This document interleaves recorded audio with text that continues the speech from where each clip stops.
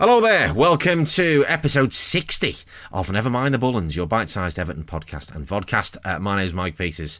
Lots to discuss as we're now deep into pre-season in terms of kits. Obviously, there's one topic that we can't discuss, but the club have dealt with that awful situation that we've found ourselves in as well as they can do. Irrespective of what a certain first team player has said in the press and how unhappy he is. I don't think he's helped himself there. We don't know officially who the individual is, but it doesn't take a rocket scientist to do exactly what I think the vast majority of us did, and went and just searched on Twitter and found out who the accused is. And obviously we'll have to let that play out, but if the allegations are proved to be true once we get the details of them, then obviously that person has no place at Everton Football Club. End of discussion. And we have to just take any financial hits on the chin there. Obviously, the person who it's purported to be is going to be a big loss from a playing perspective. But sorry, some things just are more important, aren't they, than football? It is just a game when all is said and done. Meanwhile, actually at the game and continuing discussion of players. The acquisitions of Andros Townsend and Asmir Begovic and Damari Gray have been met with a little bit of, how can I put it, an underwhelming sort of silence from certain facets of the fan base. And I think you've got to put these signings in context. Yeah, they're not the marquee signings that we want that are going to take us, up to that next level that we're obviously shooting for to get consistently back into the top six and into the top four and beyond. But let's look at it from a business point of view. Those three players, all experienced Premier League players, and we've signed three players for £1.5 million, which in this day and age is nothing. When you look at it against some money that is spent around on some bang average players. And we know that the squad needed boosting. These are all squad players. Damari Gray has the potential. He's a low risk signing. Because he has the potential to really kick on. He's still only 24, plenty of Premier League experience, slightly lost his way a little bit at Leicester, which is why he went off to Germany. But it's a great opportunity for him.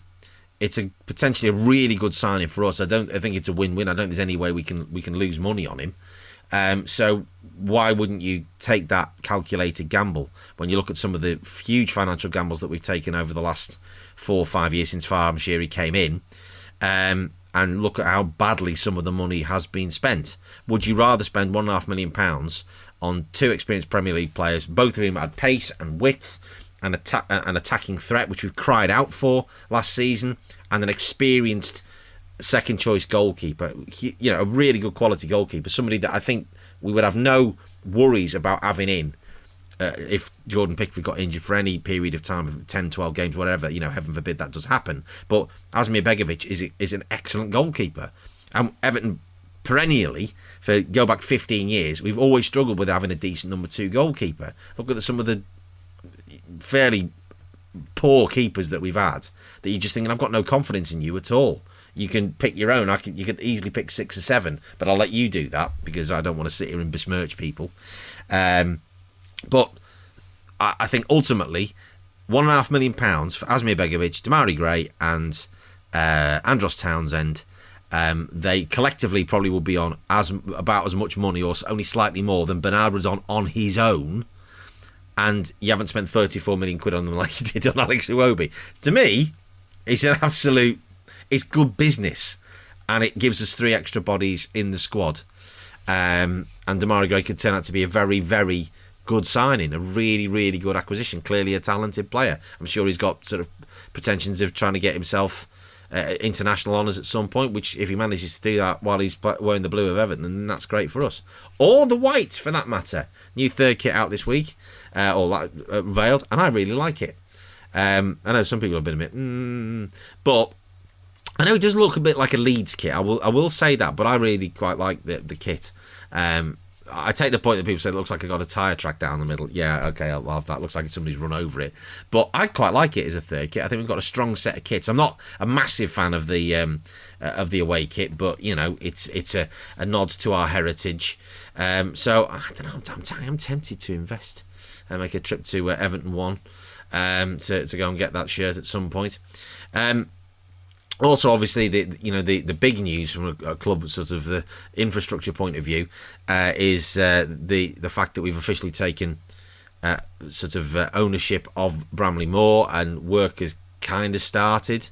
They reckon they're going to have officially spades in the ground in about a month's time, which is fantastic. And the statement that was on the website from Colin Chong was great. It was clear. There was no messing. We know exactly where we're at. And now he's saying that there is going to be a dedicated website, which I think is one that we'll all have on our favourites bar over the course of the next few years as we watch the project develop. And it's great to finally get it happening. I know, obviously, there's been a cost, not in a financial sense, but in terms of the loss of the World Heritage status, but that's just not just down to Everton.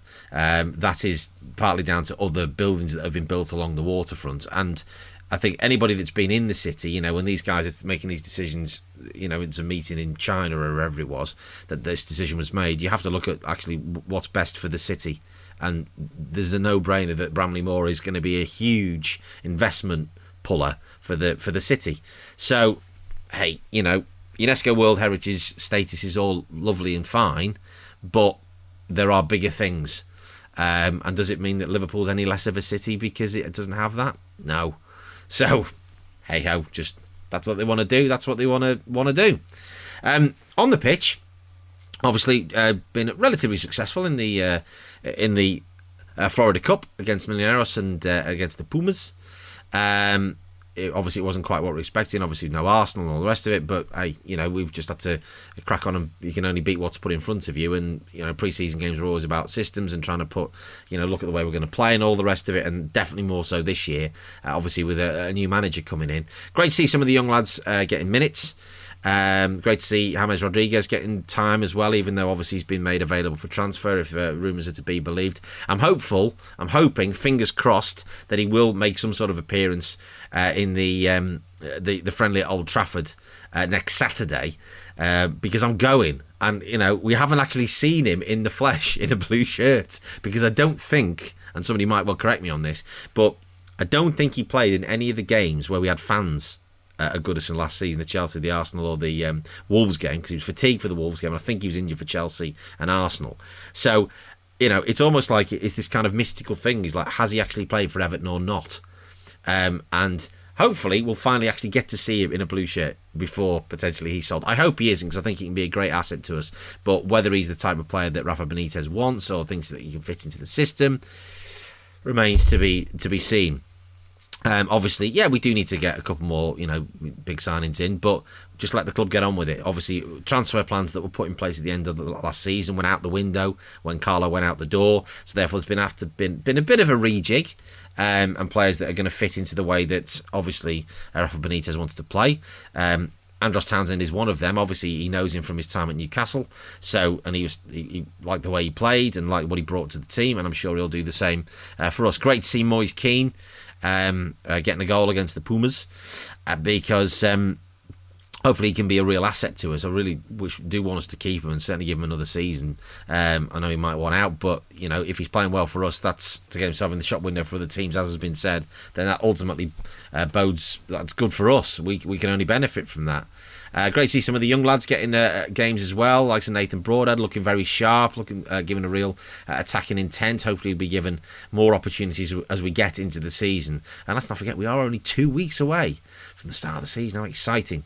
Obviously not a traditional pre-season in so much as having a big sort of friendly or testimonial at Goodison this year, but a high-profile friendly away at Manchester United in front of a full house, which I think it will be. I've got tickets for it, but only 1,500 tickets for Everton fans, but I have to buy tickets elsewhere. Lots of kids there, I'm sure there'll be, because they were free to get in. So if you can get a ticket, you want to get there with your kids, then definitely go. It's only £20 for adults. Then that'll be great to actually watch the boys again. Having not seen them since, as has been well documented, since March the 1st last year against Manchester United. So that'd be a nice kind of bookend, really, wouldn't it? That's next Saturday, and hopefully get to see. It was an idea of how we're going to set up in those early league games against the likes of Southampton and Leeds and Brighton, etc. So we'll be back with another episode after that Manchester United game, the week after next. Until then, you can get in touch via Twitter at NMTVpod, nmtvpod@gmail.com on the email, or you can drop me a message, a little voice note if you would like. Just click on the episode description on the podcast if that is where you are consuming this. If you're watching it on the vodcast, you'll have to go and find it on the podcast and do it that way. Until next time, this has been a Top Content production. Come on, you Blues.